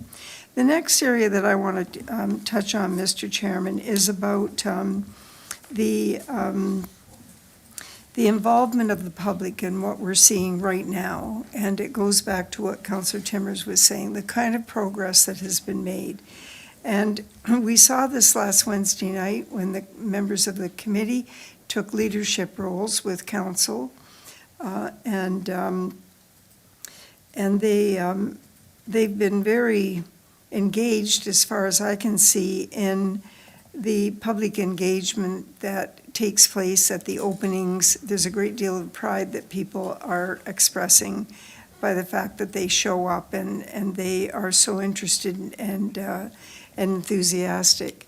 So I'm attributing this to, I'm going to ask you what you would attribute that to, and I'm going to see how aligned we are, because I'm hoping that this is going to continue on in a big way. I'm not going to put you on the spot, so whatever is easy and comes to mind, and then I'm just going to tell you the impression that I got from reading the report. Absolutely. Through you, Chair, to the Mayor. When we think about our volunteers at the museum, we always recognize how essential they are to us. The museum began in 1953 as a volunteer-run museum. There are many members of the community who are still very involved with us to this day, and their voices are just as important as anybody else's. When we think about the Lincoln Museum, we think about it as Lincoln's Museum. We're nothing without the community. Some of those community members serve us on our Museum Advisory Committee and are able to give us feedback in a more direct way. But we do collect feedback from the community quite regularly in our feedback surveys that we send out, and we receive several hundred responses each year where we can gauge what we're doing right and what we're doing wrong and what the community wants to see from us next season. And then more recently, we have our strategic plan community survey where people were able to come together and help us strategize for the next 5 years. So it's really not, the town's museum. It's not my museum. It's not the staff's museum. It's ours. It's a collective. It's everybody in Lincoln, and which is how we approach it. Well, that's pretty good for on the spot, Mr. Chairman. And I just want to add that I know what the museum was like when I sat on the board. It was very informal, and the relationships that we had as volunteers were very informal. We didn't have the advantage of a really strong policy base. We didn't have appropriate processes. And so people were engaged in a lot of things in a very informal kind of way. It doesn't really lend itself at all to sustaining progress. And that's what I'm seeing now. The chance is there, the opportunity is there because of the way you've provided that strong base for volunteers to really get the full advantage, the full enjoyment that they want to have out of an experience. And I think that sharing that success is a component of personal well-being. I heard a statistic the other day that Canada's sense of well-being is now gone from 3 to 18. These are the kinds of projects, the kind of opportunities that I think as communities we can begin to really evolve. So with great leadership, great things will happen. I want to thank you very much, and I want to thank Shannon as well as the director who led you through this right to this time. And I'm challenging Director Deanne to see what he can do in the next 5 years. Thank you very much. Thank you, Mayor. One last thought through the councillor. I just want to echo your thoughts that we stand on the shoulders of everybody who came before us, not just Shannon, who did incredible work, but the volunteers who built the museum, those town staff who took it over and started to professionalize us in the 90s and the early 2000s. We've had a great team, and I'm really looking forward to where we can take it from here. That's very good. And I just want to remind people that I can't remember how many millions came from the town, but it was certainly lessened by the $1 million that came from the federal government through Senator Peter Harder, who actually is a Vineland resident, and also the work that was done by the museum gift shop, who also raised $1 million to assist with this. And hopefully there will be lots of more donations going into the endowment fund. Thank you very much. Thank you. I see no other hands in the air or no questions. I just want to thank fellow council members for, Wednesday night, their participation with that committee of the whole meeting. We all have busy lives, but everyone on this, those that were in attendance demonstrated their passion for the museum and their concern for the next 5 years. You may have gotten to know some of the committee members, and I want to thank the committee members also for their passion and their dedication. These people are really smart. Councillor Murray and myself are both realizing that. They're really passionate, very knowledgeable, and it was great that, those of you at this table were able to spend some time with them. I also want to thank Olivia. She's taken over this position, and she's bringing an enthusiasm to this museum that I've noticed, and I've spoken to Director Deanne before, right from the first meeting. There's this enthusiasm that she's bringing to the committee, and I just want to thank you for that and say it is acknowledged and it is seen by those that you're working with. So those are the comments that I have for now, and you may be excused. Thank you. No, go ahead. Were you going to say something? Sorry, were you? Oh, okay.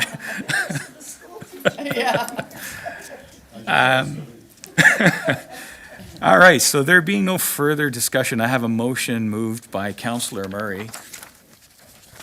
That committee receive and file report EDC-01-25, an associated presentation regarding the Lincoln Museum and Cultural Center 2024 Annual Report attached as Appendix A. I will now ask our Legislative Committee Coordinator to open the vote. Thank you, Chair. That vote is now open.